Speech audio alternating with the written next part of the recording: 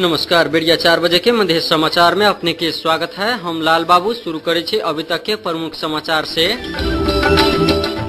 कुशेउसी के अवसर में आज सर्लाही में सम्मान कार्यक्रम कल गेल सम्पन्न।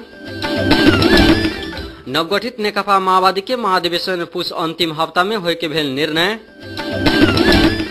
अंतर्राष्ट्रीय लोकवार्ता तथा संस्कृति सम्मेलन राजधानी में भेल शुरू। पाकिस्तान में बंदूकधारी द्वारा कल गेल हमला में 25 गोटे के भेल मृत्यु।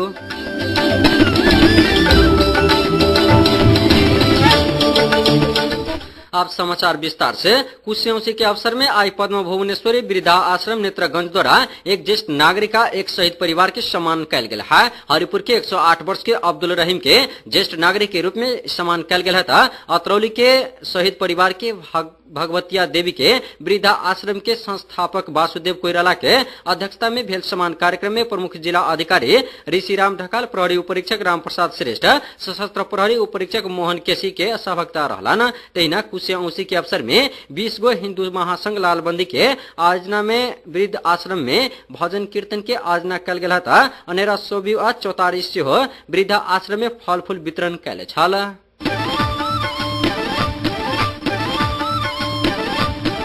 एकीकृत नेकपा माओवादी के अध्यक्ष पुष्पकमल दाहाल प्रचंड कांग्रेस एमाले से अलगे मोर्चा बनावे के से बतौले छत।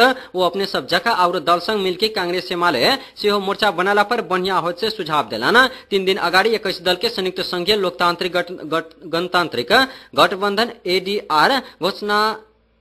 एफडीआर घोषणा कैले दाहाल आप 33 को पार्टी संग बात करके सहमति न करके बल्कि 2 गो मोर्चा बना के टेबल में बैठला पर मात्र बात मिलत से बतौले छत। आज विराटनगर माओवादी कोचला राज्य समिति आज न कैले पत्रकार सम्मेलन में बोले तो समान विचार सबके बीच मोर्चा बंदी भेला से मोर्चा कोनो दिन एकेगो दल बन सके से समेत उल्लेख कैलाना।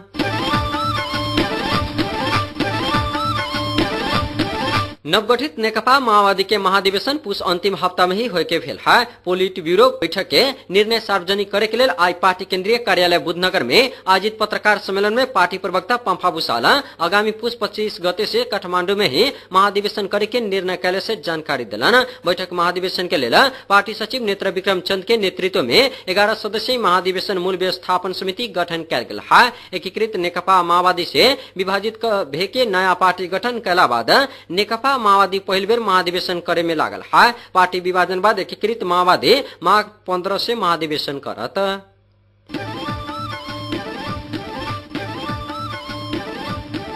एकीकृत नेकपा माओवादी के नेता हरिबोल गजुरेल संघीय लोकतांत्रिक गणतांत्रिक मोर्चा के गठन से नेपाली राजनीति में नया संभावना विकास कैले से बतौले छत। पार्टी काम के क्रम में महोत्तरी जिला के सदरमुकाम जलेश्वर आपुगल नेता गजुरेल आज सवेरे आयोजित पत्रकार सम्मेलन में मोर्चा के गठन से पहचान सहित के संहिता चाहे के न चाहे के स्पष्ट पारित परिणाममुखी सहमति के लेल दबाव बढ़ावे में सहयोग पुगात से बतौले छत। विगत में सेना समायोजन में कांग्रेस आ एमाले के विश्वास कैला पर अपने सब नीचा पड़ल से बतवित नेता गजुरेल अब स्पष्ट नतीजा अगाडि न देखला तक वार्ता आ सहमति के बात न करे के उल्लेख कैलान। अब दल बीच होए वाला वार्ता आ सहमति से सरकार फेरे के मात्र न भे के संविधान निर्माण के गारंटी समेत देवे के से पार्टी के मधेश ब्यूरो इंचार्ज समेत रहल नेता गजुरेल के कहब रहल है। नेपाली कांग्रेस केंद्रीय समिति के बैठक आज भी बैसल है। कुछ बेर अगाडि शुरू भेल आज के बैठक में मुलुक के संवैधानिक तथा राजनीतिक निकास के साथ पार्टी के आंतरिक विवाद के विषय में छलफल भे रहल से कांग्रेस नेता सब बतौले है। बैठक में वरिष्ठ नेता शेरबहादुर देउवा पक्ष के नेता सब सेहो राजनीतिक निकास के लेल अपन विचार समूह के धारणा राख रहल है। विघटित संविधान सभा में भेल सहमति संस्थागत करे के वा संविधान सभा से ही संविधान जारी करे के लेल सेहो संविधान सभा पुनः स्थापना के मांग देउवा समूह प्रमुखता के साथ बैठक में उठावे के तैयारी कैले है।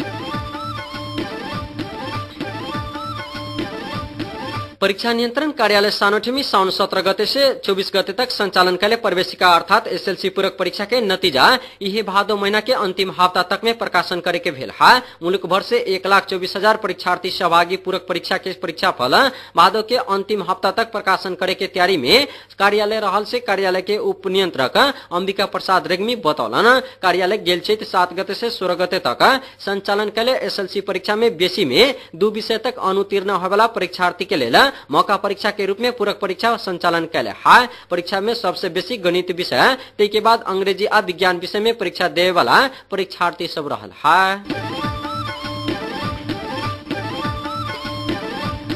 लोकवार्ता तथा लोक जीवन अध्ययन अभौतिक र संस्कृति संपदा को केन्द्रीयता कहेवाला मूल विषय वस्तु में केंद्रित रह के 4वां अंतर्राष्ट्रीय लोकवार्ता तथा संस्कृति सम्मेलन आज से काठमांडू में शुरू भेल है। नेपाली लोकवार्ता समाज के संयोजन में संस्कृति पर्यटन तथा नागरिक उड्डयन मंत्रालय, नेपाल प्रज्ञा प्रतिष्ठान, बीपी कोइराला, नेपाल भारत फाउंडेशन आ नेपाल पर्यटन बोर्ड द्वारा संयुक्त रूप में आयोजित 3 दिने सम्मेलन में नेपाल, अमेरिका, ऑस्ट्रेलिया लगायत 15 देश के 125 गोटे लोक जीवन के अध्येता सब सहभागी रहल छल।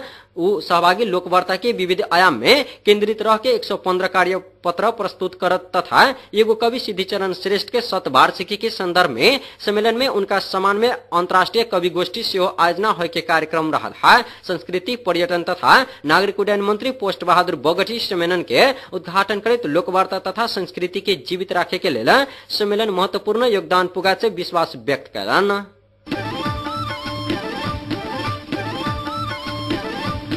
अब विदेश खबर।